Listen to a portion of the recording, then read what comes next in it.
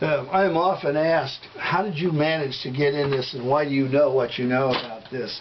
It started way back in 1979, where I was in the interior furnishing cleaning business, and I would end up in places like this that had exquisite handmade floors like that underwater. Why? Because the pipe had broken, frozen somewhere, and the place had become a disaster. All right? At that time, my company, the Service King, couldn't explain to them what I did or the kind of it. So I renamed the company Disaster Masters in 1980, because every time I would go out to places like this, I would run into this stuff all the time.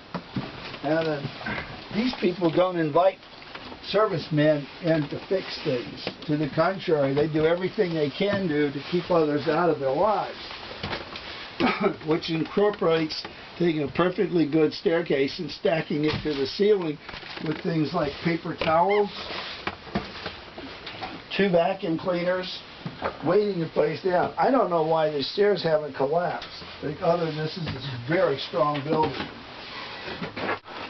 Comes on up like Ace Hardware. How many brooms does one need? And then you don't ever use it. It's a bathroom right there. Okay, it breaks a pipe, the water runs downhill, downstairs into this kind of a mess. How do you deal with that? All right? How did this happen to begin with?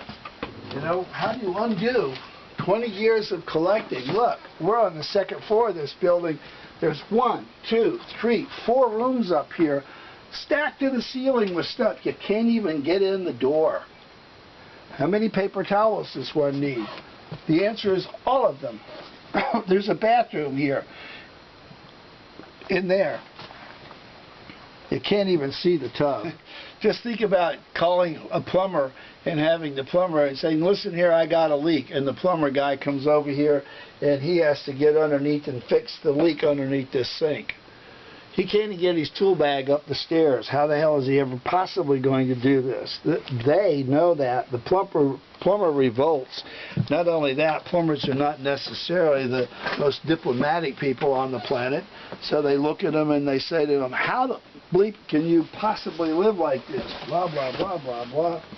And it gets worse.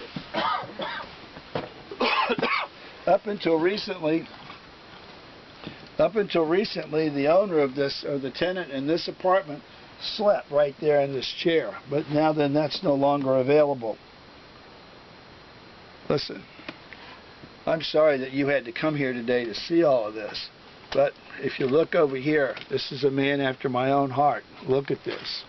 He's got every kind of nothing stored away in here. He had stored just an enormous amount of stuff. Has everything everywhere. Everywhere you look, there's little tin cups of cash everywhere.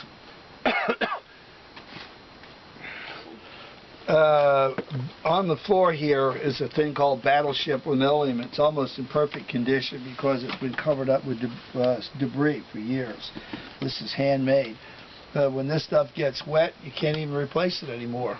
You can't make a house, an old house like this, look like an old house anymore. There's the kitchen. There's plumbing in there. There's electricity in there. There's so much stuff in there you can't even get in the door to fix it.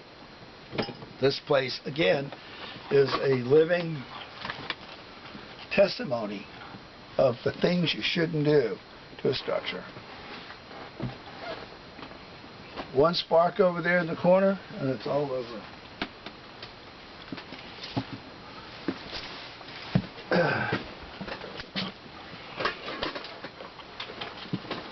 I have no idea what any of this stuff is. What we're looking at over there, what you can see, is a bedroom. There's no way you can see over there because the stuff is stacked to the ceiling and it's just piled. The only way you find things like that is to start at the doorway, take the things apart one piece at a time, and what you see is what you get. At least twice a week I get phone calls from social workers in hospitals and people like that asking me this question. Is there any insurance for you coming in and taking care of the allegedly people who are sick? Does the health insurance policies pay for undoing years of this mess? Absolutely not. But guess what? The shrinks and the pharmaceutical companies are doing their best to get this kind of behavior in the DSM-5 so that they can get paid by the insurance company to undo this self-abuse here. I think that's a horror show. More importantly, I know for a fact that therapy does not work for these people. It is completely as dumb as having therapy for cigarette smoking. There's not a therapist on the planet that's ever done therapy that said, traditional therapy, and said, you're going to quit smoking. Same deal here. These people do this kind of stuff because of the way they think.